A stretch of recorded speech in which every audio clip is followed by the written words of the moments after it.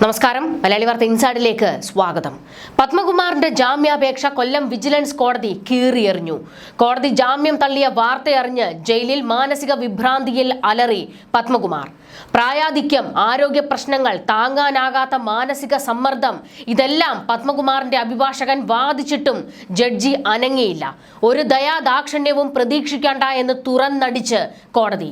ശബരിമല സ്വർണ്ണക്കൊള്ളയിൽ ഉൾപ്പെട്ട കള്ളന്മാർ തുടരെ ജാമ്യാപേക്ഷകൾ സമർപ്പിച്ചിട്ടും ഊടുപാട് അതെല്ലാം തള്ളുകയാണ് കോടതി. അതായത് അഴിക്കുള്ളിൽ തന്നെ നീയൊക്കെ കിടക്കൂ എന്നുള്ള മുന്നറിയിപ്പാണ് കോടതി കൊടുക്കുന്നത്. ആ ഒരു ഉത്തരവാണ് കോടതികളിൽ നിന്ന് ഉണ്ടാകുന്നത്. ദേവസ്വം പ്രസിഡന്റ് എന്ന നിലയിൽ മിനിറ്റ്സിൽ ഒപ്പുവയ്ക്കുക മാത്രമാണ് താൻ ചെയ്തതെന്നും മറ്റംഗങ്ങൾക്കുള്ള ഉത്തരവാദിത്തം മാത്രമേ തനിക്കുള്ളൂവെന്നും കോടതിയിൽ പത്മകുമാർ ഉന്നയിച്ച പ്രധാന വാദമായിരുന്നു. എന്നാൽ ഇത് കോടതി പാടെ തള്ളുകയായിരുന്നു. ദേവസ്വം പ്രസിഡന്റ് എന്ന തരത്തിൽ ഒഴിഞ്ഞു മാറാൻ പത്മകുമാറിന് കഴിയില്ലെന്നും ജാമ്യം അനുവദിക്കാൻ കഴിയില്ലെന്നും കോടതി കട്ടായം പറഞ്ഞു. പത്മകുമാറിന് കേസിലുള്ള പങ്ക് തെളിയിക്കുന്ന രേഖകളും അന്വേഷണ സംഘം കൊല്ലം വിജിലൻസ് കോടതിയിൽ ഹാജരാക്കിയിരുന്നു. കഴിഞ്ഞ ദിവസം SIT ഹൈക്കോടതിയിൽ സമർപ്പിച്ച റിപ്പോർട്ടിലും പത്മകുമാറിനെതിരെ ഗുരുതര പരാമർശങ്ങൾ ഉണ്ടായിരുന്നു. അതായത് അടപടലം പൂട്ട് വീണിരിക്കുന്നു എന്ന് വ്യക്തം. ഇന്ദ്രനും ചന്ദ്രനും കർണനും ഒക്കെ കാത്തിരുന്നോളൂ, വരാനിരിക്കുന്നത് ഈ വിധി തന്നെയാണ് എന്ന് കോടതി ഉത്തരവിടുന്നു. അടിയന്തരമായി ജാമ്യാപേക്ഷ പരിഗണിക്കണം എന്നാവശ്യപ്പെട്ടായിരുന്നു പത്മകുമാർ കൊല്ലം വിജിലൻസ് കോടതിയെ സമീപിച്ചത്. ജയിലിൽ കിടക്കാൻ തനിക്കിനി വയ്യ എന്നുള്ള അവസ്ഥയിലേക്ക് പത്മകുമാറും വാസു തുടങ്ങിയ കൂട്ടരും എത്തിയിരിക്കുകയാണ്. തുടർന്നാണ് ഒരു പ്രതീക്ഷയോടുകൂടി വീണ്ടും ജാമ്യാപേക്ഷ സമർപ്പിച്ചത്. എന്നാൽ മുഖം തീർത്ത് അടിയാണ് കിട്ടിയത്. ഹർജി തള്ളിയ സാഹചര്യത്തിൽ ഇനി ജാമ്യം ആവശ്യപ്പെട്ട് പത്മകുമാർ ഹൈക്കോടതിയെ സമീപിക്കേണ്ടി വരും. കേസിൽ അന്വേഷണം ഏകദേശം പൂർത്തിയായി എന്നും മാസങ്ങളായി ജയിലിൽ കഴിയുകയാണെന്നും ചൂണ്ടിക്കാട്ടിയാണ് പത്മകുമാർ ജാമ്യാപേക്ഷ സമർപ്പിച്ചത്.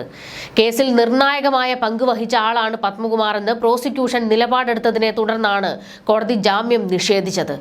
നേരത്തെ കട്ടിളപ്പാളി കേസിലും വിജിലൻസ് കോടതി പത്മകുമാറിന്റെ ജാമ്യാപേക്ഷ തള്ളിയിരുന്നു. തുടർന്ന് ഹൈക്കോടതിയെ സമീപിച്ചുവെങ്കിലും ജാമ്യം ലഭിച്ചിരുന്നില്ല. കേസിലെ ഒന്നാം പ്രതിയായ ഉണ്ണികൃഷ്ണൻ പോറ്റിയെയും മുൻ അഡ്മിനിസ്ട്രേറ്റീവ് ഓഫീസർ മുരാരി ബാബുവിനെയും വീണ്ടും റിമാൻഡിൽ വിട്ടു.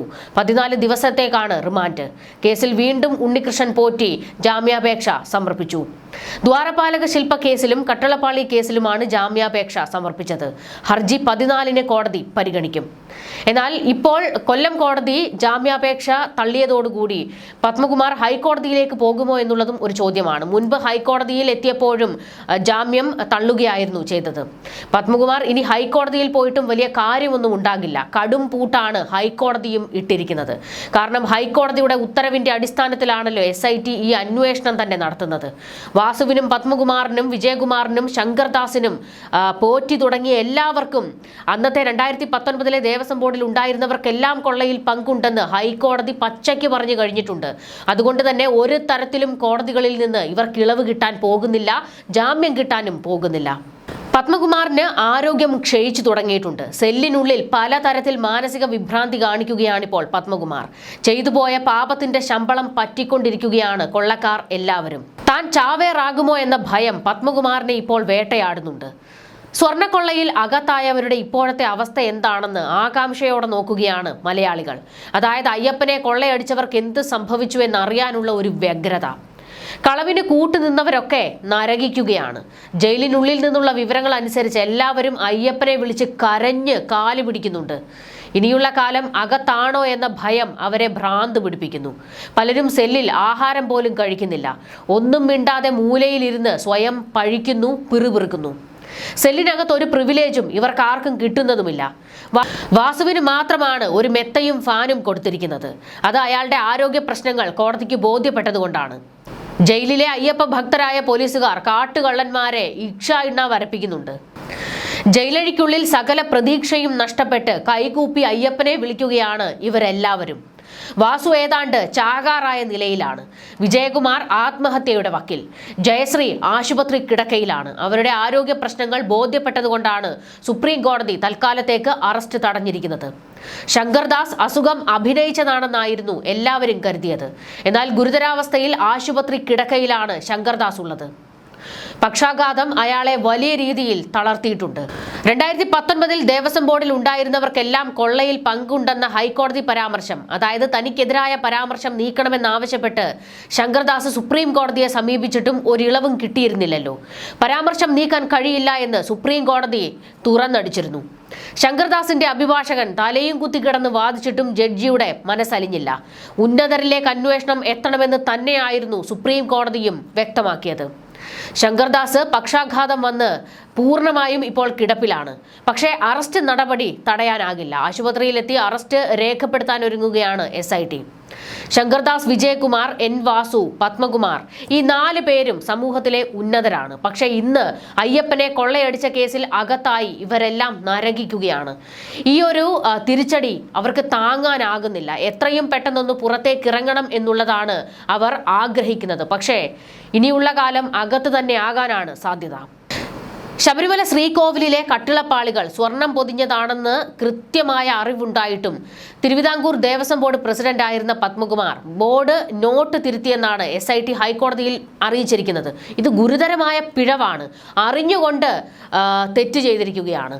സ്വർണം പൊതിഞ്ഞ പാളികൾ എന്നെഴുതുന്നതിന് പകരം ചെമ്പ് പാളികൾ എന്നെഴുതി വെച്ചു. പുറത്തു കൊണ്ടുപോകുന്നതിന് സ്വന്തം കൈപ്പടയിൽ അനുവദിക്കുന്നു എന്ന് എഴുതി നൽകുകയും ചെയ്തു. മനഃപൂർവ്വമാണ് വ്യാജമായ വിവരങ്ങൾ എഴുതിയത്. ഗുരുതരമായ ഔദ്യോഗിക കൃത്യവിലോപം വഴി പത്മകുമാർ സ്വർണ്ണക്കൊള്ളയ്ക്ക് കൂട്ടുനിന്നു കൊടുത്തു. അതിന്റെ പങ്കും പറ്റിയിട്ടുണ്ട് എന്ന് ഹൈക്കോടതി കൃത്യമായി പറയുന്നുണ്ട്. തന്ത്രിയുടെ അഭിപ്രായം തേടിയിട്ടില്ല എന്ന് അന്വേഷണത്തിൽ വ്യക്തമായി എന്നും ഇപ്പോൾ വിവരങ്ങൾ പുറത്തു വരുന്നുണ്ട്. ശബരിമലയിലെ കട്ടിളപ്പടികൾ, ദ്വാരപാലക ശില്പങ്ങൾ തുടങ്ങിയവ ഉണ്ണികൃഷ്ണൻ പോറ്റിക്ക് കൈമാറിയ കാര്യങ്ങളിലെല്ലാം ഗുരുതര വീഴ്ചകളും ക്രമക്കേടുകളുമാണ് ദേവസ്വം ബോർഡിന്റെ ഭാഗത്തു നിന്ന് ഉണ്ടായിരിക്കുന്നത്.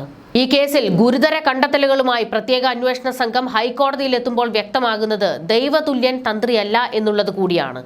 പത്മകുമാറിന്റെ മൊഴിയിൽ നിന്നായിരുന്നു തന്ത്രിയും മന്ത്രിയും ഒക്കെ കുടുങ്ങും എന്നുള്ള ചില പ്രസ്താവനകൾ വന്നത്.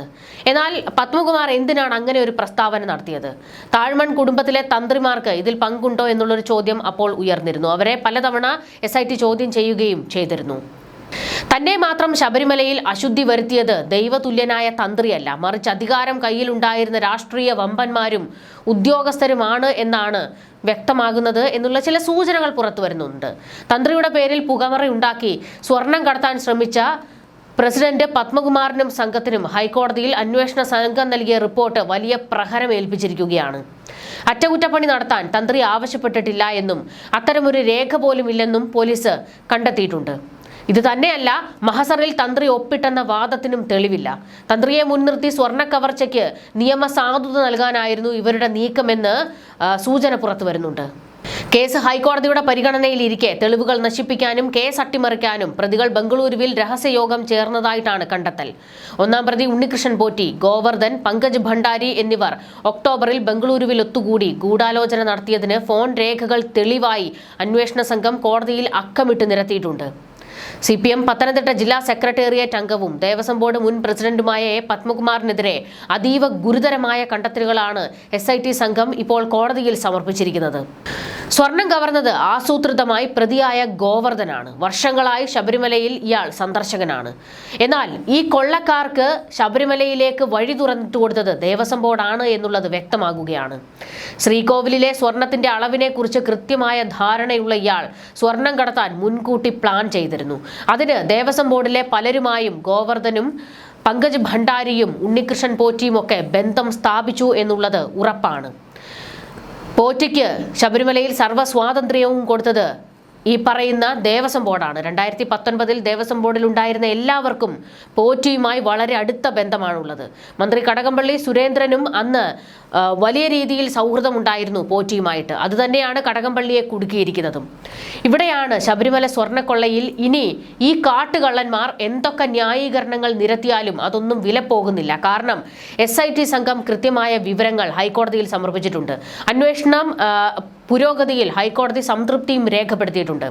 ഇതുകൂടാതെയാണ് കേന്ദ്ര അന്വേഷണ സംഘങ്ങൾ ശബരിമലയിലേക്ക് ഇറങ്ങാൻ പോകുന്നത്. ഇതൊക്കെ വലിയ തിരിച്ചടി ഈ കാട്ടുകള്ളന്മാർക്കും അവരുടെ തലതൊട്ടപ്പനും വലിയ പണിയായി മാറാനിരിക്കുകയാണ്.